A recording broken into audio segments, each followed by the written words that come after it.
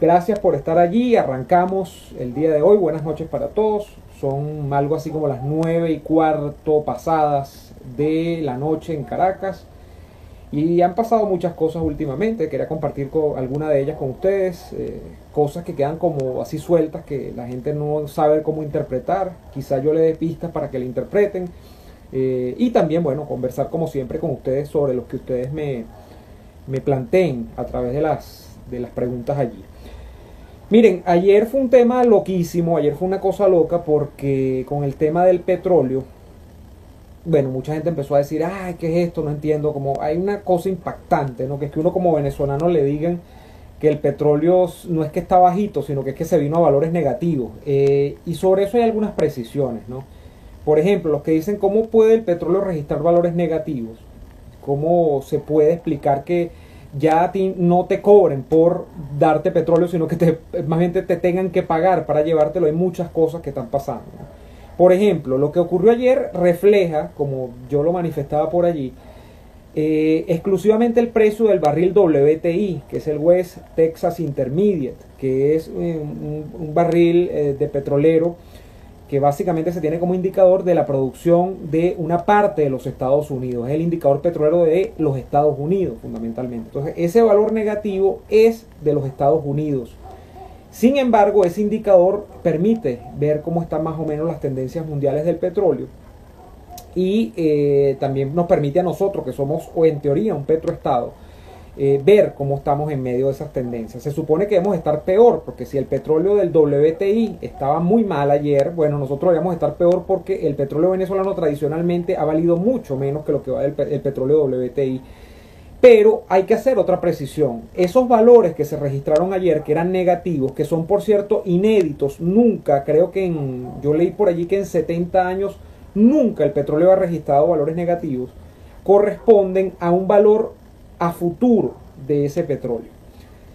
Esas cuentas, esa cotización del barril petrolero se hace a futuro, es una venta a futuro, de manera que este petróleo que ayer cerró en negativo es un petróleo que creo está estipulado colocarse, o estaba estipulado colocarse en manos de los compradores dentro de unos 2 meses, creo, para mayo.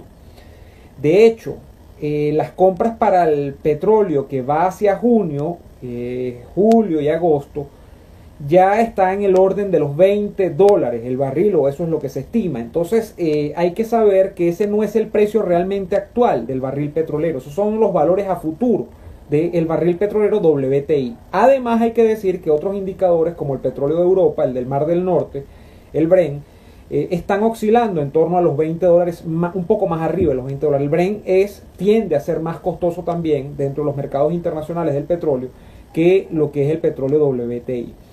Entonces es una precisión importante. ¿Y cuál es el contexto en el que se producen estas cosas? Saludos a todos los que van llegando y los que me van saludando por allí. También me ponen la manito. Hola a todos, gracias por llegar a la transmisión. El tema allí es que estamos en un problema donde hay mucho petróleo y hay poca demanda de ese petróleo. Además hay una guerra comercial por el petróleo, incluso también entre Arabia Saudí y Rusia, donde Arabia Saudí prácticamente tiene unos inventarios, bueno, para chorrear petróleo por un buen rato, por decirlo en términos criollos. Y hay un problema que es el que deriva del almacenamiento del petróleo, de esos excedentes, porque realmente es demasiado, es más petróleo, por ponerlo en términos llanos, del mundo necesita para moverse, que es un mundo que está parado en estos momentos, que el almacenamiento se hace muy costoso y además empiezan a perderse los lugares donde almacenar ese petróleo. De hecho, es prototípico en el caso de los Estados Unidos el caso de Oklahoma, que creo que es donde está el tema del almacenamiento, donde hay un importante almacenaje de petróleo, de este inventario de petróleo, y no hay cómo almacenarlo. Entonces prácticamente por eso es que ayer veíamos que a los valores del WTI de ayer sí literalmente se le pagaba al comprador para que quitarse esos barriles de petróleo de encima. Recordemos que los barriles de petróleo no son un barril propiamente, el barril es una medida del tema petrolero. Entonces, bueno, allí hay una cosa interesante y yo hago toda esta introducción sobre el tema del barril petrolero. Gracias a los que me siguen saludando. Les repito que si se corta la transmisión me avisen por favor para yo saber y no quedarme aquí hablando solo.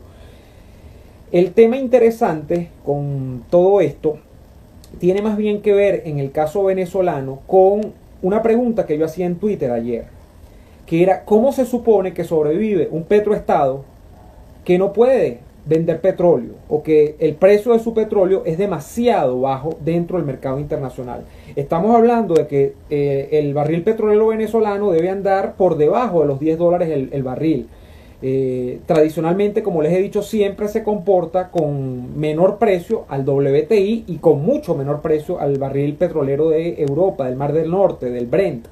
Entonces, ¿cómo se supone que sobrevive un estado como el venezolano si no vende petróleo, si está sancionado por el tema del Departamento del Tesoro de los Estados Unidos con la venta de petróleo, si además ese petroestado tiene una industria petrolera como la de PDVSA absolutamente diezmada por una incompetencia gerencial y de trabajadores que quedó en esa industria después de los sucesos del año 2002-2003? ¿Cómo se explica que una cosa que era que nosotros teníamos, que se llamaba el petroestado venezolano, que vivía del petróleo, viva del petróleo? Si todavía, mejor dicho, si ya no puede hacerlo, porque hay sanciones, hay un proceso de destrucción de la industria que lleva a menos producción, y porque además, de paso, con las sanciones, además de que hay sanciones en el caso venezolano, donde hay muchos problemas para colocar ese barril petrolero venezolano en el mercado internacional, hay un tercer elemento ahora, que es que los precios a nivel general dentro del mercado petrolero se han venido a la baja. Son precios que, como les he dicho, más o menos de aquí a unos meses están orbitando a $20 el barril. Eso no es sostenible. De hecho, se dice que, por ejemplo, en el caso del petróleo norteamericano, que además ha reportado en estos días por primera vez unos excedentes extraordinarios para su mercado interno y para exportar, porque el problema de los Estados Unidos siempre fue que producía, pero producía no muy poco, sino que porque Estados Unidos es inmenso y consume demasiado,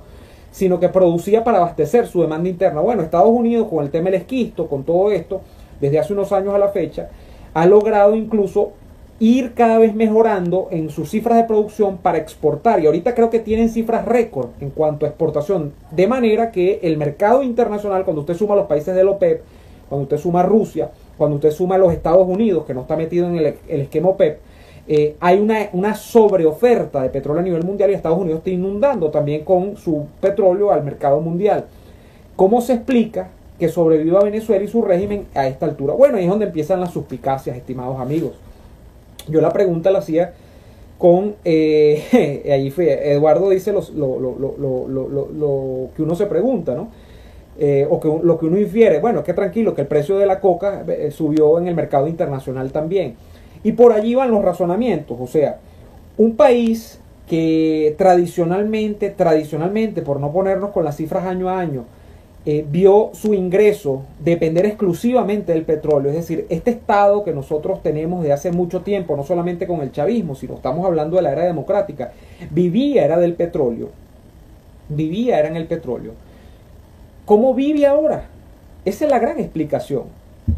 Y todo el mundo, cuando yo hacía esta pregunta, disculpen ustedes, en Twitter, todo el mundo me decía lo lógico: no, es que eso ya no es un petroestado, ya se puede hablar de un narcoestado.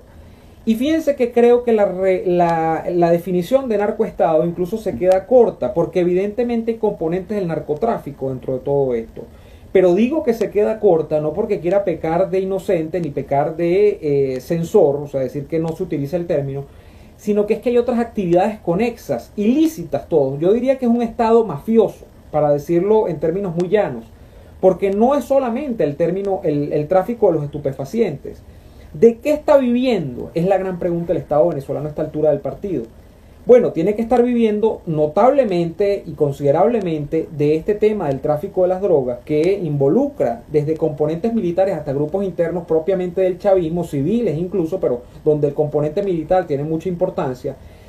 Tiene que ver con la minería de extracción que se contrabandea ilegalmente, y estamos hablando de la venta casi que al detal del oro venezolano, estamos hablando de la explotación de los diamantes, estamos hablando de la explotación de esa especie de nuevo mineral extraordinario para el mundo de la tecnología, que es el coltán, que se extrae fundamentalmente del llamado arco minero en el estado al sur del país, en el estado Bolívar fundamentalmente.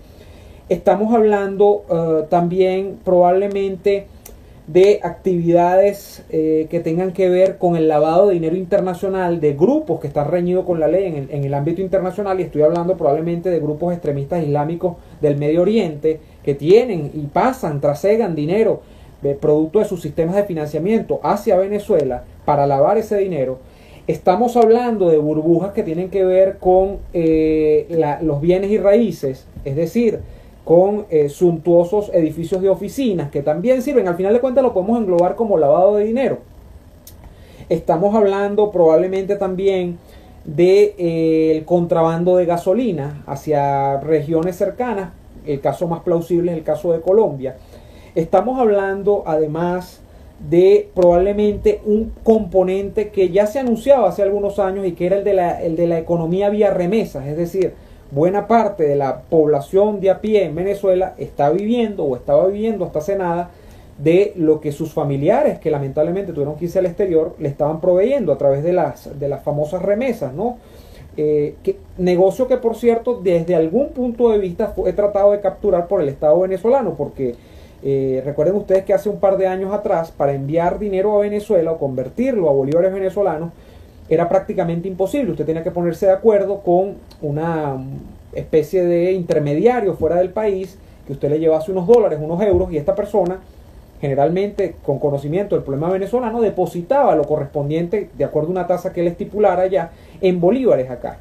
Bueno, ahora ¿qué ocurre? Desde un tiempo a la fecha, desde hace como unos 2 años diría yo, que incluso el tema de las remesas se ha oficializado a través de Western Union, a través de casas de bolsa como el grupo Zoom, que operan legalmente y usted puede enviar remesas desde el exterior a través de MoneyGram, a través de este tipo de cosas, creo, yo nunca he utilizado ese tipo de mecanismo, perfectamente y legalmente hasta a través de a Venezuela, ¿no? Que son convertidas en bolívares acá con las casas de bolsa, y eso está legalmente estipulado dentro del Estado venezolano ahora.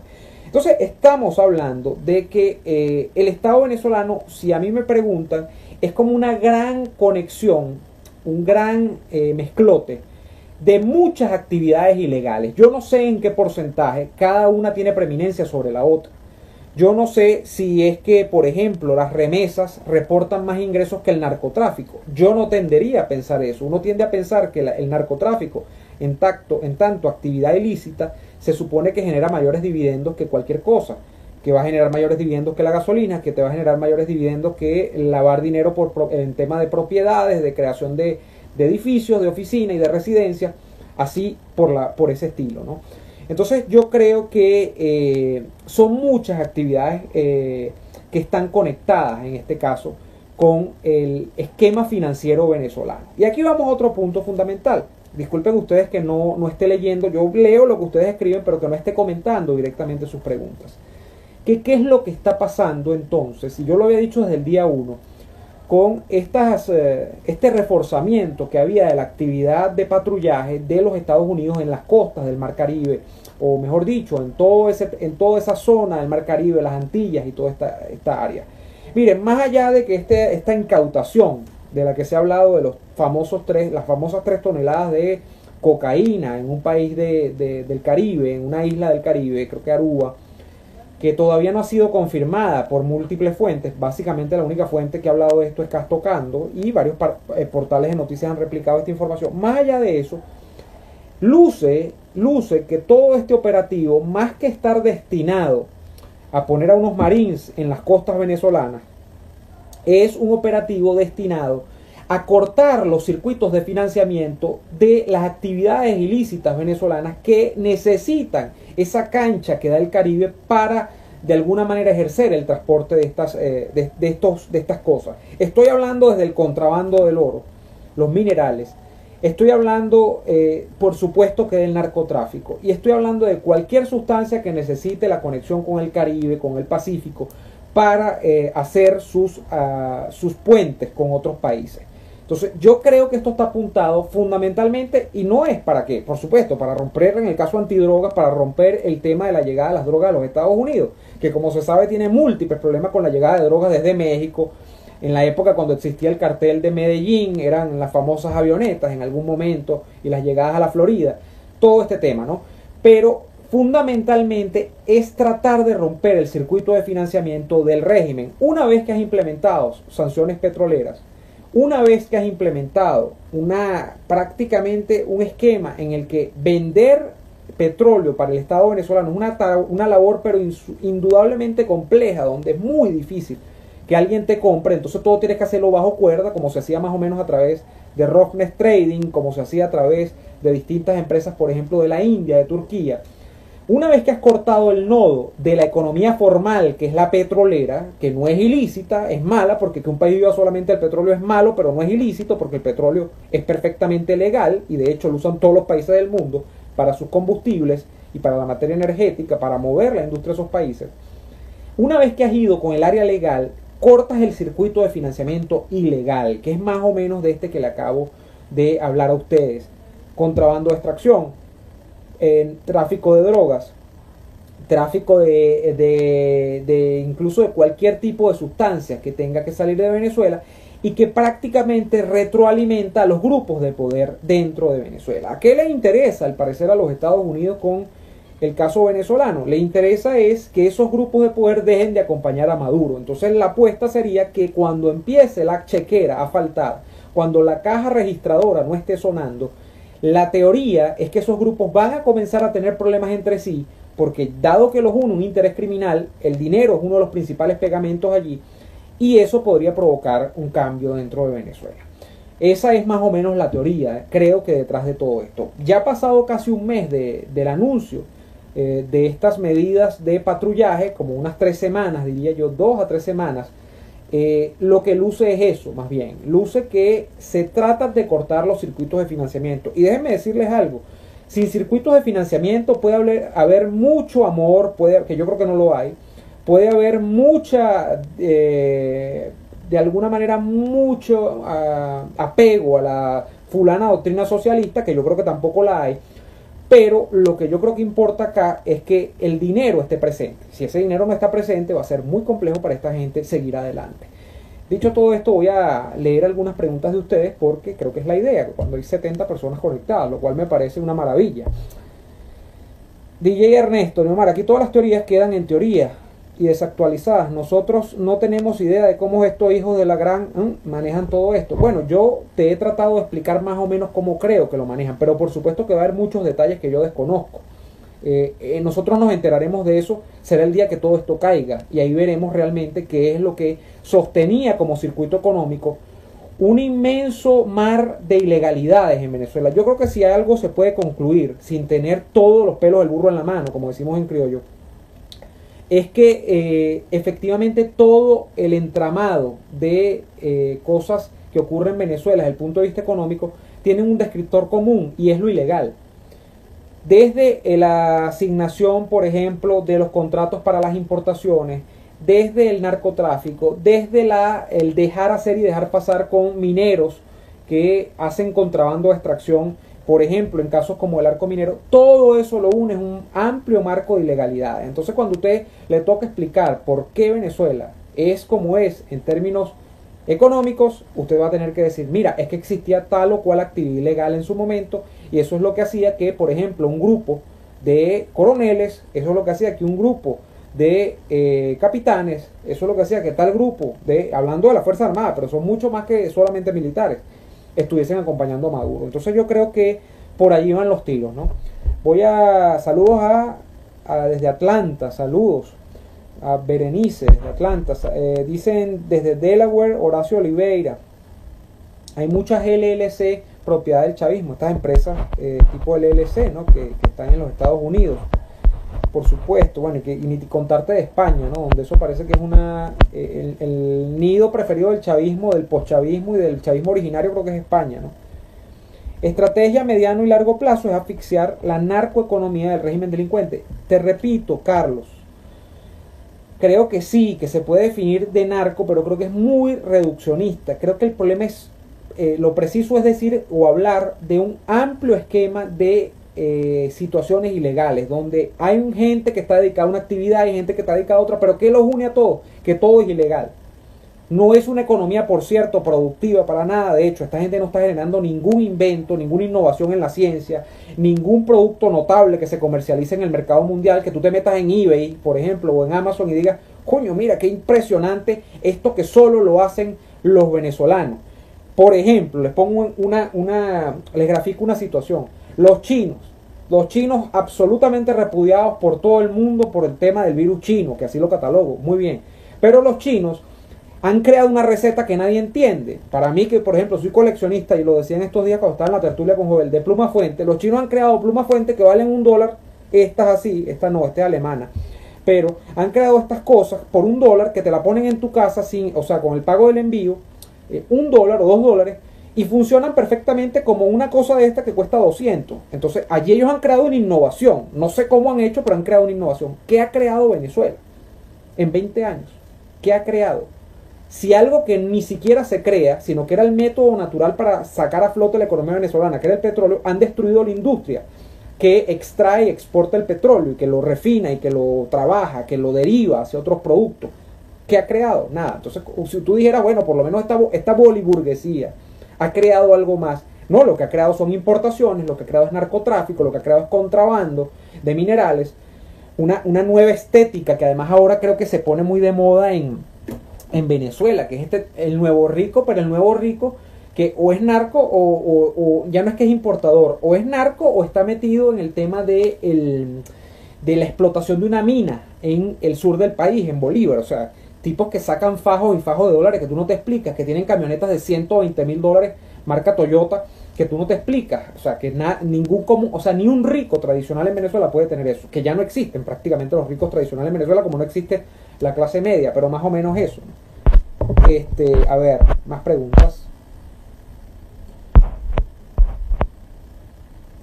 Las empresas de envíos puerta a puerta es un negocio típico de chavistas en los Estados Unidos. Sí, hay muchos de estos, pero yo te puedo hablar de los que no son así. Y por eso es que a mí me cuesta incluso, yo no tengo amigos que tengan bodegones, pero sé que hay gente que debe haber hecho algún sacrificio para montar un negocio de estos, de los bodegones. Y te digo por el tema de las empresas de envíos, que una que anuncia mi programa, tuplata.com.be, no tiene nada que ver con el chavismo. ¿Cuál es la relación con el chavismo que ellos tienen que tener? Si es que le quieres poner uno y forzar mucho la barra. Bueno, que obviamente la materia prima con la que ellos trabajan, que son envíos, tienen que pasar por la aduana, y ahí hay una cantidad de irregularidades, me imagino yo, que ellos tendrán que ver cómo sortean, como sortea cualquier empresario que quiera traer algo a Venezuela, donde hay militares, donde hay cobro de alcabalas, donde hay una cantidad de cosas. Pero que esa empresa esté apalancada en el chavismo, mira, no es el caso, porque además conozco fielmente a sus dueños y no es el caso. Como entiendo debe pasar con restaurantes, que conozco gente que tiene restaurantes y no son chavistas en Venezuela, y conozco la gente que tiene bodegones, o no, mejor dicho, no conozco gente que tiene bodegones, pero he ido a bodegones que asumo, por lo que veo, que no deben tener tampoco conexiones con el régimen. Es gente que ha visto un nicho de mercado, bueno, y en medio de lo que es este desastre, dice, bueno, puedo tratar de medio salir adelante. De hecho, tuplata.com.be no tiene, que es la empresa que patrocina mi programa en la radio, no tiene dos días, pues. Entonces tampoco es que es una cosa del momento, pues es una cosa que tiene de 3 días. Pero eso es lo que pienso de este tipo de gente, ¿no? ¿Qué pasó con el whisky? No hay whisky. Hoy estamos con agua, como el otro día el vaso de la Liga de la Justicia. Hay gente que me decía, la camisa de los Mets, ¿por qué? Bueno, no, yo soy fanático de los Medias Rojas de Boston, pero una de las cosas que a mí me gusta en ámbito plural es coleccionar camisas, o sea, uniformes y gorras de los equipos de la Major League Baseball. O sea, me gusta cualquier cantidad, menos la de los Yankees. Yo, como soy tan fanático de Boston, yo la gorra que nunca he comprado, el uniforme que nunca he comprado es el de los Yankees de Nueva York. Yo no puedo tener una gorra en un uniforme de los Yankees de Nueva York. Es imposible para mí. Pero de resto, busco las alternativas, los colores, porque me encantan las gorras y las franelas, los jerseys de los equipos de Grandes Ligas. ¿Cuándo será el deadline para Trump con respecto a Venezuela y cuándo su reelección? Gracias. Mira, yo creo que tú sabes que eso es complejo decirlo, porque ahora además el coronavirus ha terminado de complicar todo. El coronavirus ha hecho que, por ejemplo, en el caso venezolano, y no solo en el caso venezolano, yo creo que las cosas se posterguen, lamentablemente. Hay gente que piensa que no, que esto va a potenciar o va a ser un catalizador del cambio en Venezuela. Pero yo creo que eso ahora hay que mirarlo con mucho cuidado, porque incluso las elecciones en los Estados Unidos, y me podrá decir la gente que vive allá, bueno, están allí, no creo que estén entrecomilladas, no creo que estén en vilo, pero son en noviembre. pero han cambiado su dinámica completamente con esto. Por ejemplo, yo tengo temores efectivamente con el caso de Biden. Hay gente que lo subestima y que el tipo está senil, por supuesto que sí. Pero con todo el manejo de la crisis, ese va a ser un elemento importante que va a tener el elector de los Estados Unidos para decidir sobre si votar por Trump o no votar por Trump en noviembre. Si es que no corren las elecciones, que yo creo que en la historia de los Estados Unidos contemporáneos no deben haber nunca corrido una elección presidencial, que yo recuerde. Pero esto ha resignificado todo el mundo y sus paradigmas. Entonces, nada está escrito en estos momentos. Me dice que está usando el micrófono del celular y no el del... Bueno, yo lo conecté. Si no lo está agarrando, lo lamento. A ver. ¿Piensas que la estrategia de Estados Unidos puede tener éxito? Yo creo que sí. Yo creo que secar, quitarle el agua al pez, como se dice en estos casos, con acabar con por ejemplo, con los circuitos de financiamiento del chavismo, tomando en cuenta que esta gente vive de eso, que vive de estos negocios, puede ser una estrategia acertada, que puede llevar a resultados acertados. Yo creo que sí. Lo que pasa es que es una estrategia que, si ustedes me preguntan, es una estrategia lenta, es una estrategia de largo aliento, es una estrategia de desgaste. No es lo mismo que poner una tropa profesional en las costas de Venezuela. No es lo mismo, definitivamente. Eso solucionaría el problema quizás en una semana, a más tardar. Aunque hay gente que cree que eso crea problemas conexos, es decir, que quedan grupos de guerrilla, resistencia, tal. Pero ese es otro tema. El caso es que esta es una estrategia de largo aliento, no es una estrategia rápida. Neomar, ¿qué sabe de los cambios en las condiciones de Chevron? Mira, ese es un tema bueno. Entiendo, a Chevron le renovaron la licencia hace poco, porque ¿qué ocurre en Estados Unidos? Que aunque hay unas sanciones petroleras con respecto al caso venezolano, esas sanciones solamente operan para quienes no tengan licencias. ¿Qué ha creado Estados Unidos? Un esquema donde hay unas licencias de explotación de actividad petrolera en Venezuela, de manera que hay compañías, como el caso de Chevron, que están vacunadas contra las sanciones. Y esas compañías, por contrasentido que parezca, siguen operando aun cuando las sanciones petroleras de Estados Unidos están más que vigentes y siguen siendo incluso más amplias de lo que eran en el principio. Cada vez van escalando más. Pero creo que la licencia de Chevron vence en diciembre. No, vence en 3 meses, creo. Son licencias de 3 o 6 meses con capacidad de ser renovadas. Se la acaban de renovar hace algunos, creo que hace un mes o 2 meses, esa licencia Chevron. Y habría que ver cómo queda eso después. Pero entiendo que la licencia, hay gente que piensa que se mantiene la licencia porque hay un interés incluso que cuando haya el momento de cambio en Venezuela no tengan que empezar de cero las operaciones. Esas inversiones de Chevron, que entiendo están en el estado Zulia, donde hay inversiones que probablemente estén en la faja petrolífera del Orinoco también, no tengan que comenzar de cero, porque eso es absolutamente costoso, arrancar una operación petrolera desde cero. Y es lo mismo que piensan, por ejemplo, me imagino, empresas como Eni, como Repsol, como todas estas empresas, para irse de Venezuela.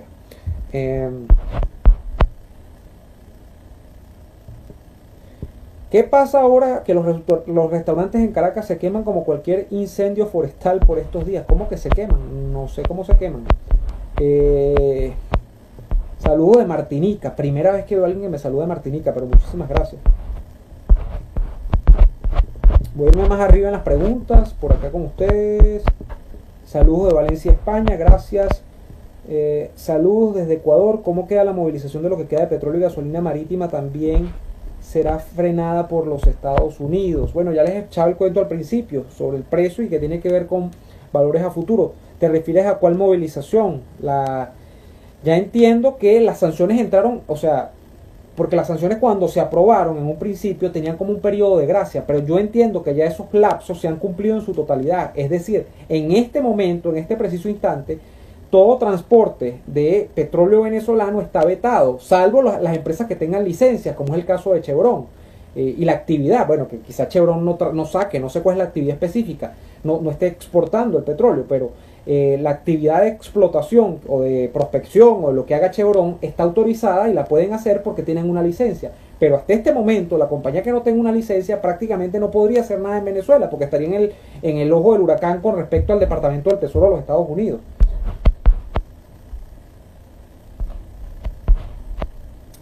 ¿Qué sabe de las conversaciones entre la oposición y la tiranía? Mira, yo lo que sé, y esto gracias por recordarlo, esto lo pregunta María Carolina Padrón, Rondón, que Eso lo ha sacado Reuters el día de hoy. El titular es más o menos: el chavismo y la oposición se están entendiendo en Venezuela para llegar a acuerdos sobre temas como la gasolina, que está muy compleja acá. Sigue muy mal el tema de la gasolina. Por el tema de los alimentos y el tema de los medicamentos, que recuerdo, tienen una licencia también. Las importaciones de medicamentos e insumos médicos no están restringidas en Venezuela, de manera que no hay narrativa que aguante el hecho de que Venezuela tiene problemas con insumos médicos porque Estados Unidos tiene vetada la entrada de los insumos médicos y el material, por ejemplo, quirúrgico, los aparatos del área médica a Venezuela. Eso es mentira. Pero eso lo ha sacado Reuters hoy. Ya Guaidó lo desmintió. Pero yo solo digo algo, y sin entrar en más polémica, porque no tengo ganas, la verdad. Guaidó ya ha mentido antes con respecto a encuentros con el chavismo. Mintió cuando el tema de Diosdado Cabello, creo yo, y la famosa cosa de la capuchita, del Guaidó Challenge, no me acuerdo cómo era que se llamaba, creo que era, no sé, Guaidó Challenge, algo así, donde evidentemente él se fue a reunir con Diosdado Cabello en un hotel. Eso pasó, eso puede haber pasado, bueno, ya eso fue el año pasado. A mediados del año pasado, cuando las conversaciones de Oslo, que luego derivaron hacia Barbados, Guaidó lo negó a la prensa internacional. Por ahí están rodando los titulares de aquel momento de la agencia EFE, también agencia noticiosa internacional, donde Guaidó decía que eso era falso, que no había ninguna intención de sentarse. Entonces, ya Guaidó ha metido anteriormente con respecto, disculpen ustedes, tengo hipo, con respecto al caso de encuentros con el chavismo. De manera que yo todo eso, cuando se dice que lo desmienten, yo lo pongo en asterisco, lo pongo en duda, porque ya hay historia. Es lo único que voy a decir. De hecho, si me preguntan si está bien o está mal, yo diría dependiendo de para qué. ¿Puede sacar rédito político Guaidó de reunirse con el chavismo en estos momentos para negociar qué? Lo único negociable, como ustedes saben, y no es un galimatías, no es repetir consignas, nada de eso, es que el chavismo consiga un mecanismo para irse del poder en Venezuela. Bueno, eso lo va a conseguir Guaidó en estas negociaciones. Si está bien, si lo hace, lo logra, bien. Ahora, ¿yo lo veo posible así? No, no lo veo posible.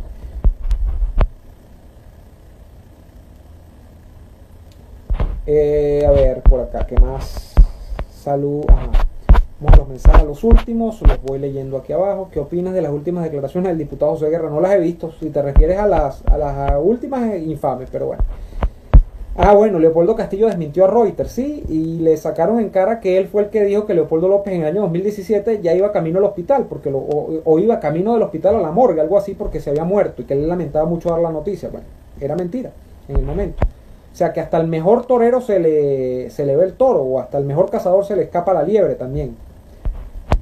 Se ve mucho mejor la transmisión, sí, claro, si es que limpié el lente y ya eso ha servido para remediar el problema de imagen, ¿no? Antes se veía como una nube. En el sur de la Florida la gasolina está a un promedio de 1.79 por el galón. Bueno, si quieres te cuento en cuánto está en Venezuela. He escuchado de cuentos de gente pagando hasta 80 y 100 dólares por echar un tanque de gasolina en estos momentos. Si ustedes me preguntan, yo mantengo mi tesis. Yo creo que el problema de los inventarios de gasolina en Venezuela no se va a resolver en lo inmediato. El chavismo ha tratado de resolverlo a través del contacto con privados, y con privados es hablar, por ejemplo, del caso de Wilmer Ruperti, como yo les mencionaba hace algunos días atrás. Pero eso no resuelve el problema de suministro de un país entero, eso no, incluso de un país que está mermado en 4, 5, 6 millones de habitantes que se han ido. En Venezuela sigue quedando mucha gente. Y esa mucha gente generalmente necesita gasolina, así no tenga carro, porque necesita gasolina para que le transporten los alimentos, necesita gasolina para cualquier tipo de movilidad dentro del ciclo productivo, económico, comercial, como ustedes quieran llamarle, que haya en Venezuela, sea poco o mucho, se necesita mucha gasolina. Y con que venga Wilmer Ruperti a poner 2 tanqueros, o 3 o 4 tanqueros en Venezuela con gasolina cada 3 semanas, eso no se va a remediar. De manera que yo creo que los inventarios lo va a terminar administrando el chavismo, va a terminar administrando la crisis de la gasolina por la vía del precio. Es decir, se va a aumentar la gasolina en Venezuela. Eso es lo que yo veo venir. Eso va a desestimular en alguna medida que mucha gente esté paseando tanto con los carros. Eso va a desestimular en alguna medida los precios que todavía pueden tener algunos productos, se van a encarecer. Eso genera todo un problema en la cadena de la vida diaria de los venezolanos. Pero yo creo que eso es lo que va a tocar. Aquí van a aumentar la gasolina, no sé a cuánto. Pero yo creo que esa gasolina no va a estar al mismo precio que está obviamente ahorita, que es un precio de regalo, un precio de pérdida, todo ese cuento que ustedes se lo saben. Yo no estoy diciendo que eso esté bien, que eso esté mal, estoy diciendo lo que creo que va a pasar. Y por allí ellos van a tratar de desestimular el consumo a través del precio. Bien, seguimos con la pregunta. Las plantas eléctricas. ¿Qué opinas de la cava? Que es un infame, que es un loco, que es un peligro, que es un tipo que luce lejos de lo que yo quisiera por un político, porque además es un tipo que lo que quiere es ser estrella de reggaetón, que es un tipo que no tiene el mínimo de cultura sobre las mínimas cosas de la política. No me cae bien, me cae mal. Sospecho muchísimo de los lazos que dicen que tienen con negocios ilícitos, pero muchísimo, porque para empezar, la cava empezó donde empezó, para hablar de redundancias, de empezar y empezar. ¿Dónde empieza la cava? En Puerto Cabello. ¿Qué es Puerto Cabello? Lamentablemente es un pueblo, una ciudad absolutamente tomada por el crimen desde hace muchos años. Entonces, nadie que haya hecho carrera política como alcalde en Puerto Cabello y que haya llegado a donde está la cava, a mí me puede generar un buen sentimiento, una buena sospecha. Y mucho menos creo, en términos generales, no solamente de la cava, de que haya unos resucitables dentro del chavismo, unos que no estén desahuciados. Para mí todos están desahuciados. Entonces, bueno, claro, hay escalas allí. Hay que si dirigentes medios, gente que se puede pensar que su carga de responsabilidad es menor dentro de la tragedia, sí, pero eso no implica que no tienen responsabilidad o que son distintos. La Cava era quien era mientras estaba Chávez vivo y sigue siendo quien es mientras está Maduro ahora en el poder. Entonces, para mí a mí no me vengan con cuentos chinos, yo no creo en ese personaje. Y lamento muchísimos opositores que incluso le pican la torta, le pican el quesillo, como decimos nosotros en criollo, ¿no? Ya los precios están distorsionados por lo que cuesta llenar un envase tanatorio, no sé qué es, de gasolina. Dice, sí, todo está distorsionado. La gasolina del precio de bodegón viene. Sí, algunos ya hablan de bodegonización de la gasolina. Es perfecto el término. ¿Por qué en un programa en factores de poder? Oye, una pregunta que me han hecho algunas personas. No creo tener el tiempo para otro programa más. Tengo que hacer el de la radio. Me dedico a mi canal. Me dedico a otras cosas para rebuscarme también. Trabajando en algunas cosas de publicidad que hago por internet. Entonces a mí no me el tiempo, me tengo que dedicarme a mis temas académicos. Entonces no tengo tiempo para otro programa. Por eso no estoy allí quizás. Ni allí ni en otra parte, ¿no? Entonces por eso hasta ahora no tengo tiempo. Disfruto mucho cuando converso con amigos de esa plataforma, pero para yo tener un programa fijo no creo tener el tiempo. Y además hay otro tema, y voy a ser muy franco con ustedes. Yo creo que en el tema de nosotros que estamos haciendo, o sea, quienes hacen contenidos para internet, en general, no para internet, lo que pasa es que internet es como el nuevo medio para hacer llegar todos los contenidos a la gente. Para periodistas en general, que tienen programas, que tienen algún eco, resuenan en la opinión pública porque tienen espacios en radios, en televisión, ya no casi eso no queda en Venezuela, pero bueno, en canales de YouTube. Llega un punto en el que hay un riesgo peligroso en tener tantas liebres cocinándose a la vez, hablando de liebres, que se te puede quemar, no una, sino todas. ¿Y cuál es esa toda? Que llegues a un punto de sobresaturación, que te repitas continuamente, que tienes tantos programas que no encuentras cómo diferenciarlos, que básicamente lo que haces en cada uno de ellos es lo mismo. A mí eso me da mucho terror. Por eso hay compromisos que incluso en términos de cosas que me han surgido, yo no las acepto porque yo siento que sería hasta cansar al público, a la audiencia. Y esto es desde el punto de vista de la franqueza absoluta. Yo siento, de hecho, quienes me conocen saben que yo no veo los programas que yo hago, ninguno. Yo estos lives que yo hago con ustedes, yo los edito como puedo para poder llevarlos al canal de YouTube, para traerlos quienes me están viendo en el canal de YouTube. Yo no reveo lo que yo hago. O sea, yo veo, sé unos puntos donde hay que cortar, porque yo a veces hago edición. Wilixa me ayuda muchísimo, es la que más edita mis contenidos para el canal sobre todo, pero yo no me veo porque yo me canso de mí mismo. Entonces yo digo, si yo me canso de mí, ¿cómo será para la gente, para un tercero que me tiene que ver a cada rato? Entonces yo tengo mucho miedo de repetirme, y para no repetirme yo me ahorro, por supuesto, trato de estar presente con temas, con contenidos, cosas que a mí me gustan y que siento que a la gente le gusta, pero no voy a estar en 1000 espacios a la vez para decir lo mismo en 1000 espacios a la vez. Entonces yo por eso me ahorro mucho. Neumar, ¿y por qué el equipo de Factores de Poder forma parte de una fuerza política?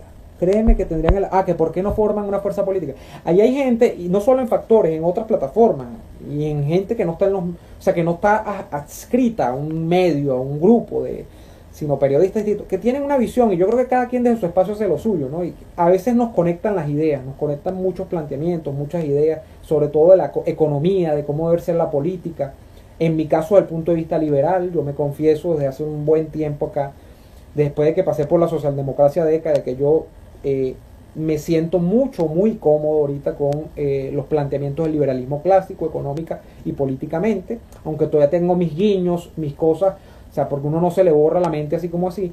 Yo tengo mucha admiración, por ejemplo, por el tema de Betancourt en algunos aspectos, tengo mucha admiración por lo que hicieron los partidos democráticos en su momento, pero la perspectiva liberal me ha permitido a mí entender el mundo de otro punto de vista. Y en ese ámbito de las ideas yo me he conectado con mucha gente, y eso lo agradezco muchísimo, no solamente de factores de poder, sino en muchos campos, ¿no? Tanto en periodismo como en gente que no está en el periodismo, sino que está en otras disciplinas, pero que siente sintonía o afinidad con lo que uno dice, o no siente sintonía o afinidad, pero siente que hay que rebatirlo a uno. Entonces eso a mí me gusta mucho.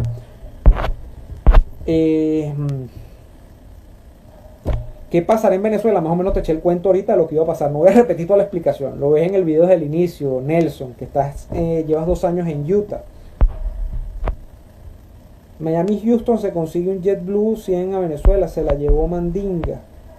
Yo no entraría a la política. Aquí está Joel, lo saludo. ¿Cómo es que dice? Porque el poder político pasa después de 5 años, el periodista queda. Y efectivamente, Joel, y yo creo que la contribución, en el caso mío, nuestro, yo hablo por mí, porque yo no puedo hablar por ti o por los demás amigos que hacen programas en internet, que tienen contenidos en internet. Yo siento que yo contribuyo más acá que allá. Y cuando allá me refiero a salir a postularme para diputado, que no tengo cómo hacerlo para empezar, porque no tengo ningún partido que me apoye, aunque tengo simpatías dentro de algunos partidos, amigos y cosas que me dicen, pero no me interesa, porque yo siento que también me subutilizaría en ese espacio, tanto para mí como para lo más importante, para la gente. Entonces yo siento que a mí me aprovecha más la gente y me aprovecho más yo mismo desde donde yo estoy hasta ahora. Yo no reniego de que yo probablemente quiera ayudar a mi país en algún momento en una posición política. Pues, lo voy a mentir. O sea, yo empecé, y yo estudiaba periodismo y yo estaba haciendo política en Acción Democrática. O sea, que yo siempre he tenido la vena política. Yo nunca he sido solamente un periodista que empezó a hablar de política porque le parecía interesante, chévere, chic la política. Yo he vivido la vida, además la he vivido dentro de partidos políticos, que hay mucha gente que no tiene. Yo agradezco esa experiencia siempre. A pesar de que yo me llevé mis chascos muy fuertes en Acción Democrática, pero yo agradezco una experiencia que no la tuvo mucho del que hace periodismo en política. La mayoría de los periodistas en política no han estado en partidos políticos. Entonces por eso cuando a mí me hablan de una cosa o de otra, yo digo, mira, espérate ahí, porque yo no me la sé toda, pero algo de los partidos sé, algo de los políticos sé, de la venezolana mucho más. Entonces bueno. ¿Por dónde no puedo ver el programa nuevamente? Mira, lo puedes ver, si estás hablando de esta transmisión, queda colgada en las historias, pero probablemente esto va a durar un día en las historias. Yo voy a tratar de subirla al canal de YouTube, siempre trato de hacerlo.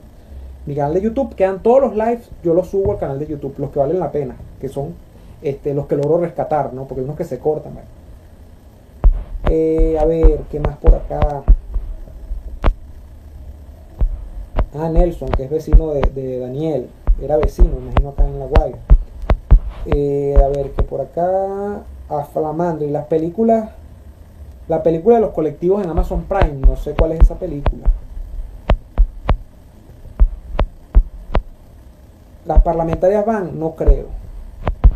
Sigues a Javier Milei, sé que está muy de moda dentro de ciertos grupos liberales, pero no me he puesto a estudiarlo, la verdad que no. Ni a él ni al otro. Hay otro pegado ahorita también, y no, como estuvo en una época muy en boga Gloria Álvarez, pero no, yo tiendo a leer, hasta este momento no he leído nada de Javier Milei, ni he visto, sé que es muy polémico, pero yo tiendo a leer a los clásicos, ¿no?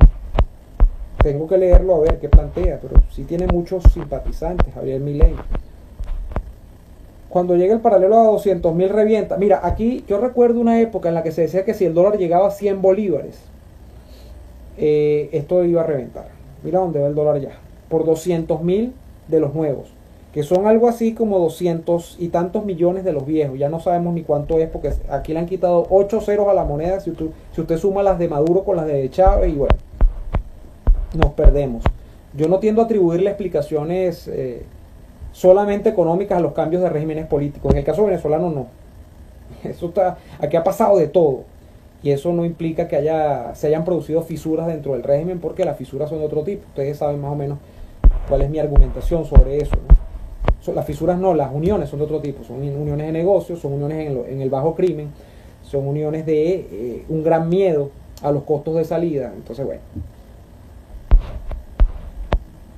Está full la audiencia, muy bueno. ¿Será que debemos animar alguno de esto de la política? Eres como el pitcher, no ve la pizarra ni nadie le habla mientras lanza no y no run. Está bien. Gracias. Gracias, bueno. Que vamos a ver qué más hay por acá. Yo creo que ya estamos bien por hoy. Sí. Ah, llegó la gente de Vinostrum. La gente de Vinostrum me tiene abandonado. No, mentira. La gente de Vinostrum no me tiene abandonado, sino que a la gente de Vinostrum se le ha complicado, me imagino, muchísimo. La gente que me ha preguntado, por ahí lo leí en Twitter, me escribió una señora que vive en Madrid, Panafrán, en España, que cómo hace para llegar el vino allá. Yo me imagino que los envíos, y esto es el gran reto para las empresas durante y después de la cuarentena del virus chino. Empresas como Vinostrum le colocaba a usted los productos en la puerta de su casa, o sea, bueno, quizás no en la puerta de su casa, pero al país y a la ciudad en la que usted viviese le llegaba a su caja con el catálogo de Vinostrum, los productos del catálogo de Vinostrum que usted quería. Bueno, ahora hay muchísimos problemas con los envíos en muchos países. En ese sentido, el tema con Vinostrum y la cuarentena es complicado. Ellos, repito, le colocan a usted vinos, turrones, quesos, chocolates, una maravilla, pero en el país y en la ciudad en la que usted esté. Usted escribe allí y usted ve cuál es el catálogo, si le interesa algo, bueno, ellos ven, llevan un arreglo, ellos se lo envían. Pero ahorita hay muchos problemas con retrasos en envíos. Hay muchos países donde ni siquiera se pueden recibir los envíos. Hay otros que tienen 2, 3 meses de retraso, depende de donde vengan. Entonces es complicado. Sí, ahí dice, acabando, los envíos están complicados, lo sé. Entonces, bueno, eso es para la gente que me pregunta por Vinostrum. ¿Cuándo te casas con Wilixes? Eso viene pronto. Tienen ustedes una inquietud permanente, por eso, tranquilos, eso viene pronto. Saludos desde Ecuador, Guayaquil, siempre excelente, gracias. En mi edificio hay un genio que pasó 4 días en cola para llenar medio tanque. Bueno, yo les he echado el cuento del cuñado que duró 2 días y 2 noches. Y no hecho. Lo mandaron para su casa en el tercer día. ¿Eres de los metropolitanos? No, soy de los Medias Rojas de Boston, pero como les dije, me encanta coleccionar franelas, jerseys y gorras de equipos de las grandes ligas. Así como hay gente que colecciona las de fútbol, a mí me gustan las de los equipos de las grandes ligas. Es mi deporte favorito y es mi liga favorita del béisbol, por supuesto, incluso sobre la venezolana. Y los que se piquen, que se piquen. A mí me gusta el béisbol de las grandes ligas. Estas conversaciones son indeterminadas, justamente, y con esto termino. Hablando de determinaciones y de indeterminadas, con esto termino. Estas son conversaciones que arrancan en un punto A y que uno no sabe cuál es el punto B, no sabe a dónde llegan. Pero yo disfruto muchísimo porque ustedes me plantean cosas a mitad de camino que me enriquecen el debate y me ponen a pensar a mí y me ponen a explicar cosas, ¿no? Que a mí me encanta explicar cosas también cuando puedo explicarlas, cuando no me callo la boca. Entonces, bueno, muchísimas gracias por estar allí. Gracias a la gente del canal, a quienes se suscriben al canal, activan la campanita, le dan like a los videos. Por favor, suscríbanse al canal, que me ayudan así. El canal está por llegar a 20.000 suscriptores en un año. Primer año del canal que acabo de celebrarlo hace como 2 días. En medio de la cuarentena, pero lo celebré igual, con mucho entusiasmo. En un año 20.000 suscriptores. Muchísimas gracias por los que me apoyan acá. Y bueno, hasta la próxima.